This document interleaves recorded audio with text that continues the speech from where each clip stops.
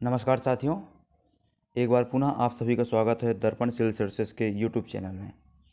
आज का जो हमारा टॉपिक है वो है भारत में भूमि सुधार। अभी तक हमने कृषि के क्षेत्र से कई सारे टॉपिक पढ़े जिसमें कृषि की महत्ता हमने देख ली है कि भारत में कृषि का या आर्थिक विकास में कृषि का क्या योगदान है, उसमें कृषि की समस्याएं क्या हैं, भारत में कृषि के पिछड़ेपन के कारण क्या हैं। ये सभी चीज़ें हमने पहले डिस्कस की हुई हैं पिछले 4 से 5 लेक्चर्स में। आज का जो हमारा नया टॉपिक है वो भारत में भूमि सुधार का है। लेकिन आगे बढ़ने से पहले हमने जो आपको कल प्रश्न दिया था उसको डिस्कस करेंगे। उसको कैसे लिखा जाना चाहिए उसके बारे में थोड़ा सा देखेंगे, है ना। कल हमारा जो प्रश्न था आपके लिए 5 नंबर में, वो प्रश्न ये था कि कृषि किस प्रकार औद्योगिक विकास में सहायक सिद्ध होती है, चर्चा कीजिए।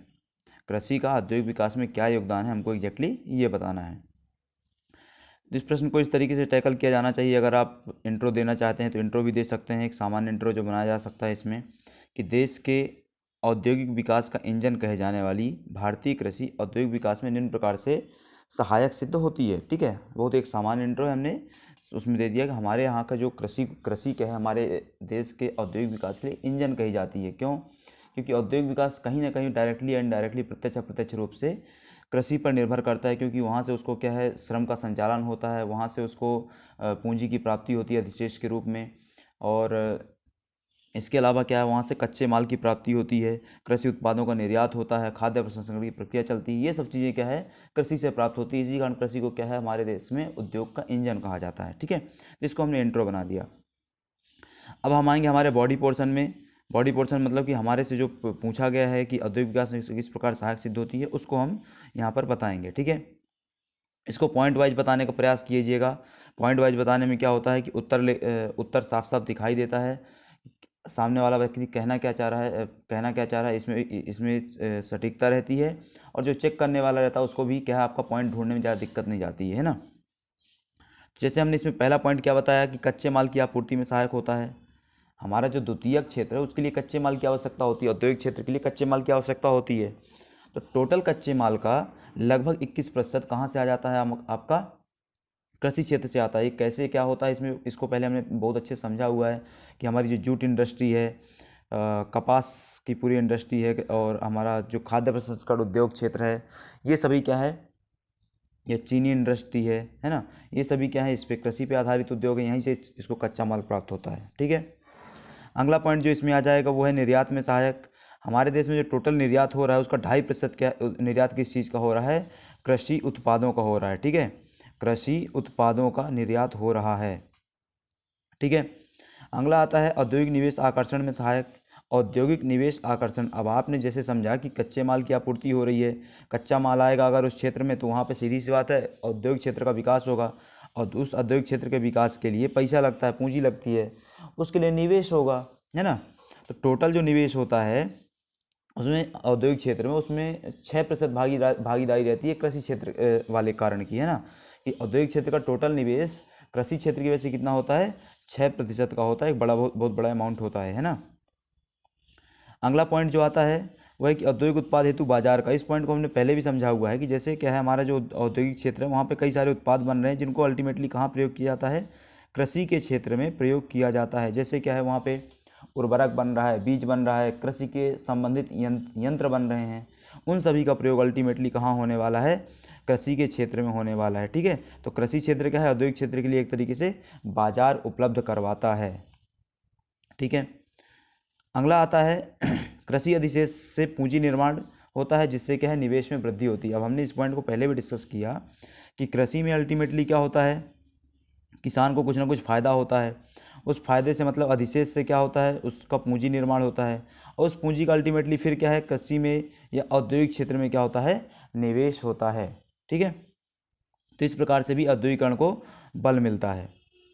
अगला जो पॉइंट है विदेशी मुद्रा भंडार में वृद्धि। इस पॉइंट को हमने कैसे समझा कि हमारे यहाँ पे क्या है, औद्योगिकरण को बढ़ावा मिल रहा है कृषि क्षेत्र की वजह से, और हम चीज़ों को क्या कर रहे हैं, निर्यात कर रहे हैं।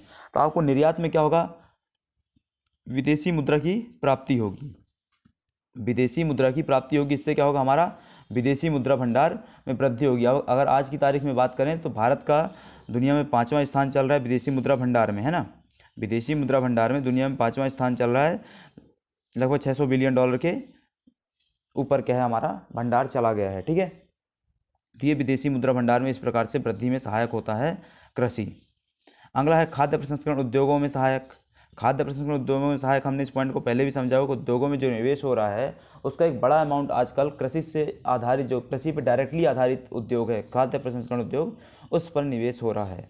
और कुछ ऐसे ही ये सहयोग दे रहा है औद्योगिक विकास में एमएसएमई के माध्यम से। अब हमारा जो एमएसएमई सेक्टर है, छोटे छोटे उद्योग जो चल रहे हैं, कृषि आधारित उद्योग ग्रामीण क्षेत्रों में खास करके, वो सब क्या है, कृषि पे आधारित हैं और उनका विकास हो रहा है, एमएसएमई क्षेत्र का विकास हो रहा है उसके आधार पर, है ना। तो इस प्रकार कृषि क्या है, एमएसएमई क्षेत्र के विकास में सहायक हो रही है, औद्योगिकरण में सहायक हो रही है। ठीक है, तो इस प्रश्न को इस प्रकार टैकल किया जाना चाहिए था। 50 से 60 शब्द लिखना होता है। 50 से 60 शब्द में ये जो यहाँ पे चीज़ें हमने डिस्कस की आराम से फिट बैठेंगी। ठीक है, और एक कंक्लूजन दे सकते हैं, एक लाइन का कंक्लूजन रहेगा कि अतः कहा जा सकता है कि कृषि देश के आर्थिक विकास हेतु नींव का पत्थर सिद्ध हो रही है। ठीक है, आर्थिक विकास या औद्योगिक विकास हेतु नींव का पत्थर सिद्ध हो रही है। इसको इस प्रकार से टैकल किया जाना चाहिए था इस प्रश्न को। ठीक है, अब आते हैं आज के मुख्य टॉपिक में अपने कि भूमि सुधार क्या होता है।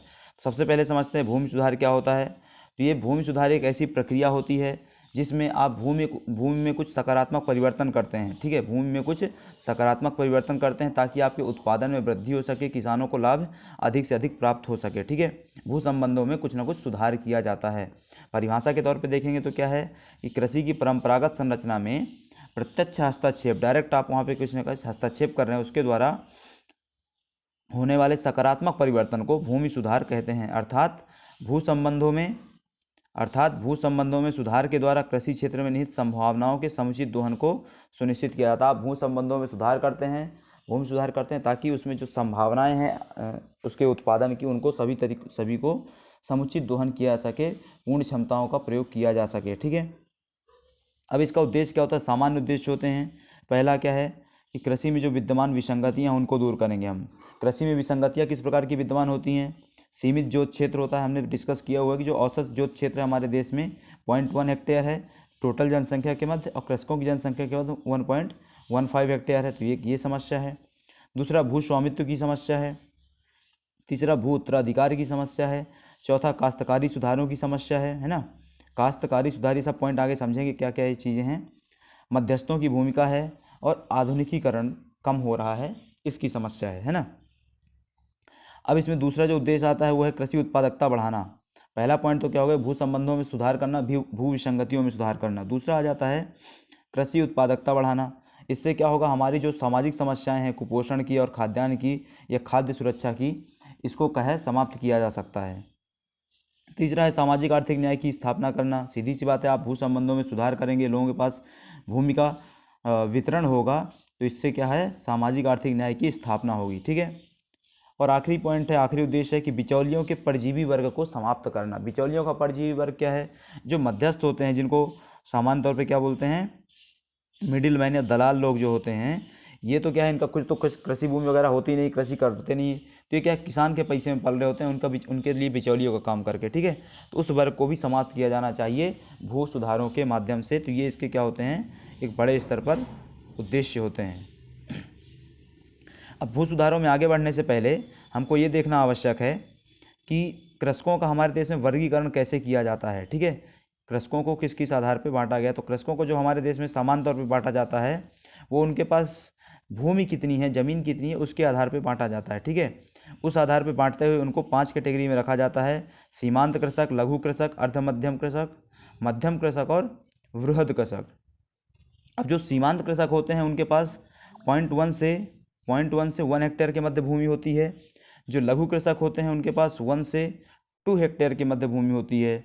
जो अर्ध मध्यम कृषक होते हैं उनके पास 2 से 4 हेक्टेयर के मध्य भी जमीन होती है। जो मध्यम कृषक होते हैं उनके पास 4 से 10 और वृहद कृषकों के मध्य 10 से ज़्यादा हेक्टेयर की भूमि होती है। ठीक है, अब समस्या कहाँ पे आती है, ठीक है, किसके पास कितनी ज़मीन है वो वाली दिक्कत नहीं है, लेकिन समस्या क्या आती है कि जो ये 0.1 से 1 हेक्टेयर वाले मतलब सीमांत कृषक है, उनकी देश की कुल कृषक जनसंख्या का वो कितना है, 67% है। ठीक है, वहीं पे जो दूसरे लघु कृषक वाले हैं, वो जो मतलब जिनके पास 1 से 2 हेक्टेयर के मध्य ज़मीन है, उनकी संख्या कितनी, 18%। ठीक है, तो ये टोटल कितने हो जाते हैं, लगभग आपके 85% के आसपास क्या हो जाती है, संख्या हो जाती है। मतलब कि आपके सीमांत और लघु कृषक टोटल कितना बनाते हैं, 85% संख्या बनाते हैं। और इनके पास जो टोटल भूमि है, कुल जोत भूमि है, उसका 47% है। ठीक है, तो कुल जोत भूमि जो भी है उसमें 47% भूभाग में खेती कौन कर रहे हैं, 85% कृषक कर रहे हैं। ठीक है, ये पॉइंट है हमारा। अगला जो आता है इसमें वो आता है अर्ध मध्यम कृषकों का। अर्ध मध्यम कृषक कौन होते हैं, जिनके पास 2 से 4 हेक्टेयर की भूमि होती है। 2 से 4 हेक्टेयर ये कितने हैं, टोटल 10% हैं। टोटल ये कितने हैं, 10% हैं। वहीं जो मध्यम कृषक आते हैं जिनके पास 4 से 10 हेक्टेयर की भूमि होती है वो 4% है। तो ये 10 और 4 14% मिलकर कितने परसेंट भूमि पर खेती कर रहे हैं, 43% भूमि पर खेती कर रहे हैं। समस्या क्या है देखो, एक तरफ 85% लोग मिल करके मात्र 47% पे खेती कर रहे हैं, वहीं दूसरी तरफ मात्र 14% लोग मिलकर के 43% भूमि पर खेती कर रहे हैं। ठीक है, अगला जो कैटेगरी है वो क्या है, बृहद कृषकों का है। बृहद कृषक कौन से होते हैं, जिनके पास 10 हेक्टेयर उससे ज़्यादा भूमि होती है। 10 हेक्टेयर है उससे ज़्यादा भूमि होती है, इनकी संख्या मात्र 1% है। पर इनका कुल भूमि टोटल जोत भूमि है उसमें कितना परसेंट का अधिकार है, 9.1% का। मतलब कुल जोत भूमि के 9.1% हिस्से पे मात्र 1% लोग कृषि कर रहे हैं।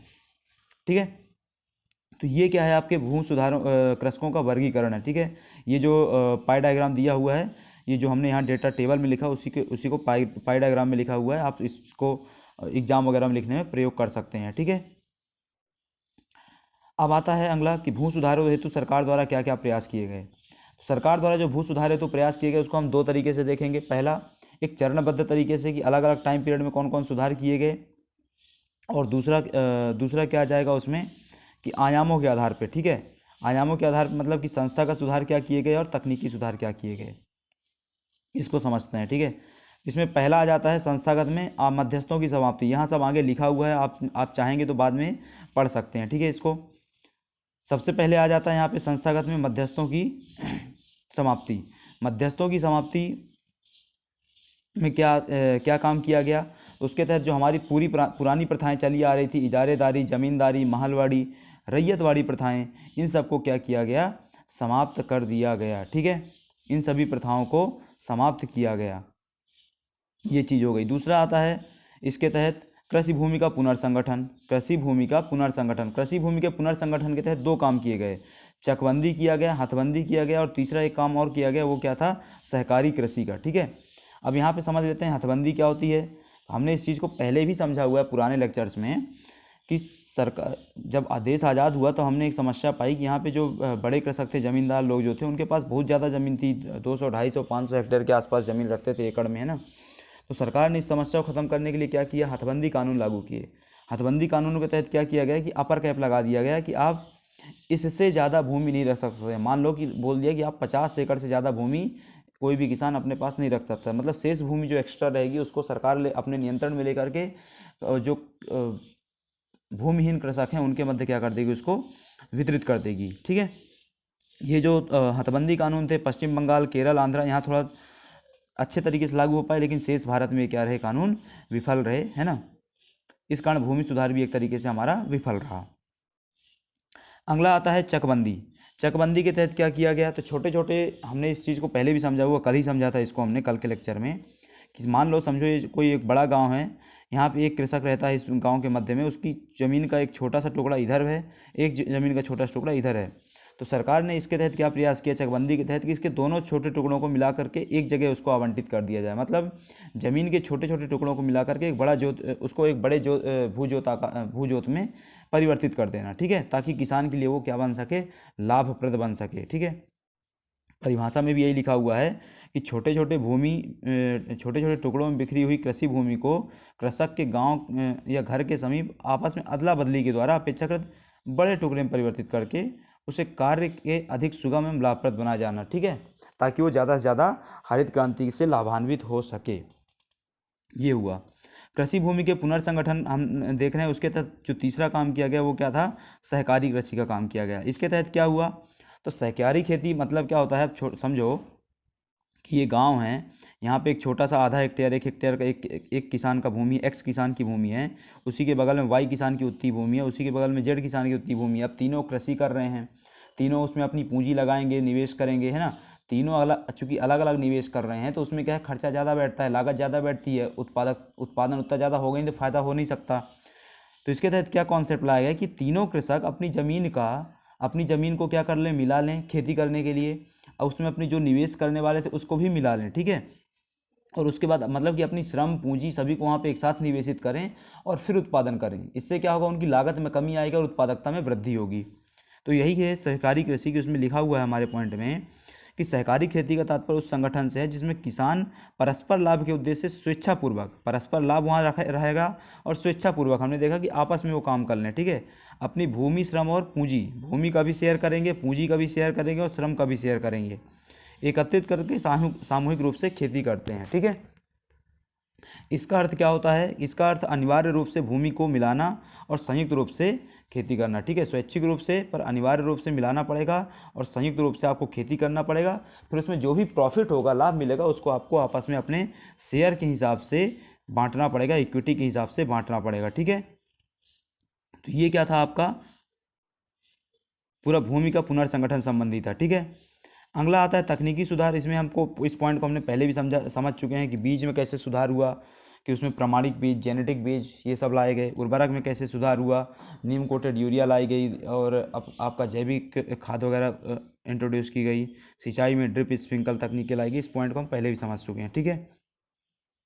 जिसमें एक अलग महत्वपूर्ण काम किया गया वो था काश्तकारी सुधार। काश्तकारी सुधार के तहत किया गया, क्या किया गया, तो सबसे पहले काश्तकार को हमने पहले भी समझ चुके हैं। काश्तकार कौन होता है कि हमारा जो बटाईदार होता है खेत में, है ना, क्या है, बड़े बड़े कृषक होते हैं वो कई बार कृषि नहीं करते हैं, कृषि कार्य नहीं करते, दूसरे लोगों को, बटाईदारों को भूमि क्या है, आधे आधे उसमें दे देते हैं, आधे शेयर में, ठीक है।